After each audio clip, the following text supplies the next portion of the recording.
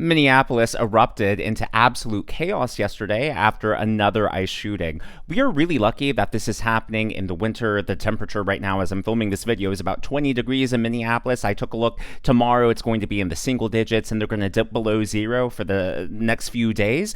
And so, had this happened during the summer, similar to the Summer of Love in 2020, I'm sure these riots would be a lot worse. We'd be seeing a lot more damage and a lot more altercations. We really are lucky that the temperatures, the ice, the snow is likely keeping a lot of agitators indoors. What is really unfortunate, though, even though you saw federal officers there forcing the crowds to disperse, forcing them back, trying to restore law and order to the city, Minneapolis police, state police in Minnesota, well, they were nowhere to be found. This is one of the most stunning pieces of footage. This is from Nick Sorter. Take a look.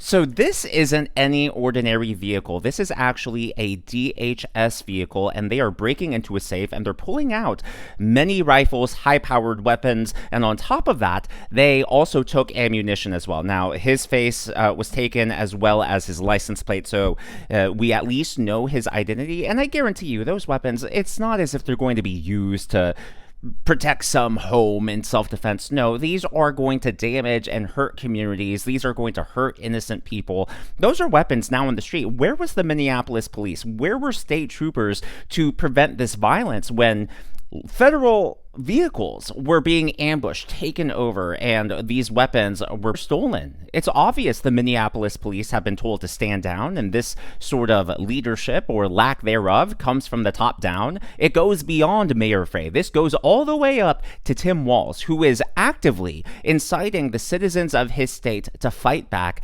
against ICE. So last night, Tim Walz gave a primetime speech. It was completely botched. What I'm about to show you, no, your speakers are not messing up. No, I did not edit this. This is what broadcast yesterday. Federal government is raining down upon our communities. What's happening in Minnesota 2,000 to right 3,000 now armed defies agents belief. of the federal government News have been reports deployed to simply Minnesota. don't do justice to the level Armed, of chaos, masked, and disruption undertrained and ICE trauma agents the federal are going door to government is door, raining down upon our ordering communities. people to point out 2,000 to where their neighbors 3,000 of color armed live. agents of the federal government They're pulling have been over deployed to people Minnesota. indiscriminately, Armed, including masked, U.S. citizens, undertrained and ICE demanding to agents see their papers. are going door to door And at grocery ordering stores, at people bus to point stops, out even at our where their neighbors schools. of color live. They're breaking windows. So obviously a lot of fear-mongering there, but the biggest fail was the audio issue. Dude, if you can't even get a simple live stream right, what can you do? It just really showcases the incompetence. He knew he was going to give this speech on prime time. This was a major moment for him, or at least he hoped it was going to be a major moment. Instead, it turned into a major fail. But what exactly did Tim accomplish? Did he successfully lower the temperature? Did he encourage people to be peaceful and be law-abiding citizens? No, he actively encouraged them to take action against ICE. He instilled even more fear. All he could have said was, hey, yes, it is true, ICE shot someone else, it is unfortunate, but let's take a look at all the facts here. ICE was trying to protect citizens of the state by, implementing federal law, federal immigration law, but instead that ICE agent was attacked by an illegal immigrant with a shovel with a broom. By the way, it wasn't just that one person. It turns out that 2 other people ended up joining, so it was actually 3 against 1, and so in self-defense, the ICE agent shot the person in the leg. It wasn't even a lethal shot. Now, there's so much to consider here. Like, if the ICE agent was really out for blood, if he was as much of a monster as the media is making it out to be, this illegal immigrant actually, once he got shot, he fled into a house, and that's where he called for help. Well, why didn't the ICE agent chase him? If he was out for blood, he already got him. The guy's sort of incapacitated to some extent. It's not as if he can run full force on 2 legs. So the ICE agent could have easily followed him into the home, but instead, no. The ICE agent de-escalated by actually just leaving it alone and letting that person go to the hospital to get help. But we're not seeing that side of the story, not just from Tim Walz, of course, the mainstream media. This is how the New York Times covered it. Federal agent shoots immigrant in Minneapolis. Homeland Security says you actually have to read further into the article to get the full context to see that the ICE agent was attacked. Now, despite all of those facts, Tim Walz is acting as if ICE is the bad guys. He's the one who is pouring gasoline on the fire. He's the one who's making sure that even more shootings will happen. And guess what? He called for this in his speech last night. Now, it was a little indirect, but as they say in physics, every action has a reaction. Take a look. Help us establish a record of exactly what's happening in our communities. You have an absolute right to peacefully film ICE agents as they conduct these activities. So carry your phone with you at all times. And if you see these ICE agents in your neighborhood, take out that phone and hit record. Help us create a database of the atrocities against Minnesotans, not just to establish a record for posterity, but to bank evidence for future prosecution. On the surface level, it sounds like he just wants to create accountability for ICE agents, but that's not what's actually happening. The reality is that he's actually creating more opportunities for these shootings to happen. Just think about it. In previous administrations, ICE existed. During Joe Biden, Barack Obama, George W. Bush, ICE was allowed to do their job. They were deporting people all of this time. It's not as if anything has changed. Has ICE somehow gotten more barbaric? Have they gotten more aggressive?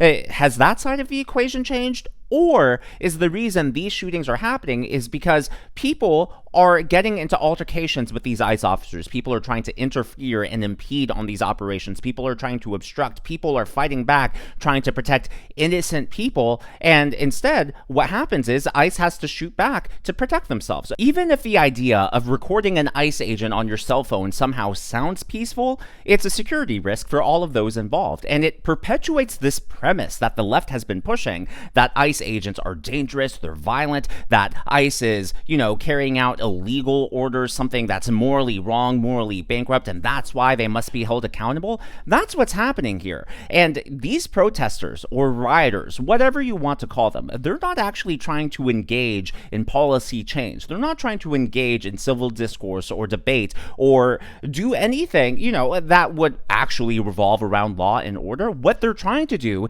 is they're trying to use force to change policy. And somehow we're the insurrectionists. Somehow we're the ones who are violent. No, they're the ones breaking the law in a pitiful attempt to create a new law. And this was very clear when Mayor Frey of Minneapolis spoke. So he was on stage speaking and he made this crazy claim that people in his community are calling for police officers to fight against ICE agents. Well, Frey was on stage with a police officer and the officer's face, well, I think it says it all here.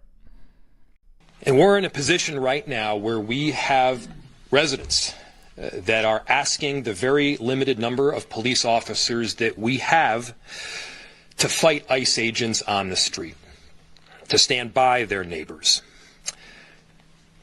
We cannot be... Yeah, I think the officer's face was all of our faces. You can tell that was the first time he had ever heard that. You can tell he thought it was crazy, and it definitely looked like to me he did not want to be there. Now, Mayor Frey is totally self-absorbed, and talk about a total lack of self-awareness, because he attempted to make this argument, and unfortunately for him, this argument he was making actually goes against the argument he was wanting to make. I know that doesn't sound like it makes sense, but I promise it'll make sense after you watch this. Imagine if that city or that town was suddenly invaded by thousands of federal agents that do not share the values that you hold dear. Imagine if your daily routines were disrupted. The local cafe that you eat at was shut down because they're scared that their own family might get torn apart. Imagine if schools shut down and suddenly parents got to figure out what to do for daycare. He wants to talk about an invasion, and he's pretending as if this invasion is coming from Washington, D.C., when in reality, it's people who come here illegally, people who don't share our values, and that's the core crux of this entire argument, right? Because no one on the right is saying, oh, we shouldn't allow immigrants at all. What people are saying is no illegal immigrants. They're not saying no to legal immigrants. They're saying, hey, if you come here legally, if you assimilate, if you share our values, you are welcome here. What people don't want is people who break the law, people people who have gang affiliations, people who are violent, people who have committed horrible sexual crimes. I mean, the list just goes on and on and on. And so I think that was a total lack of self-awareness on his part, and he apparently unintentionally undercut his own argument. Unfortunately, it's not just Tim Walz, it's not just Mayor Frey, it's actually also going down to the individual lawmakers in Minnesota. One of them refused to change their mind after a CNN reporter said, well, what happens if people on the ground start shooting back?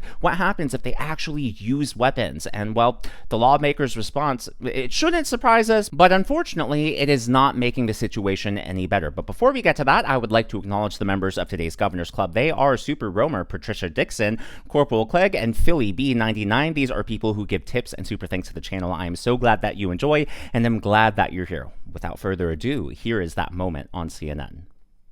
And others who came out to help this person. That is just an example of Minnesota being a place where we help our neighbors. And we are clear that the ICE agents have been coming here, and there's over 2,000 of them. And they've been attacking and terrorizing our state. So yes, neighbors will come out and be helpful. I'm not certain if they had brooms or shovel. That is to be further investigated. If they did, in fact, have some sort of weapons to use to attack the ICE officer, would that change your opinion of whatever unfolded next? Actually, no, right? Because from our vantage point, we wanted to make sure, and always wanted to make sure, that Minnesotans are being dealt with properly. And when we think in terms of any pursuit or any apprehension of anyone, there's a way for you to do your work with. Talk about hypocrisy. The left likes to talk about dog whistles all the time, right? They claim that people in the Republican Party use dog whistles to, incite and excite racists and all sorts of horrible people, yet it's the left using dog whistles here. What they are doing is they're creating an atmosphere that is ripe for violence, ripe for insurrection, and ripe for all these altercations with federal agents. And that is why President Trump has now threatened to invoke the Insurrection Act if Minnesota does not get its act together. As always, though, all of this is just my analysis and commentary. That's what's happening in the world of politics from my point of view, and I would love to hear from you. So again, President Trump has threatened to invoke the Insurrection Act. Would you support such an action, or do you think it is too soon? Do you think he should wait for things to devolve and get worse? Let me know what you think about the Insurrection Act down in the comments below. If you haven't already and you enjoyed this video, please be sure to leave me a thumbs up. I know it's a simple thing to ask for, but it really does help me spread more news, the truth, to people just like you. Be sure to smash that subscribe button and to check out one of these videos.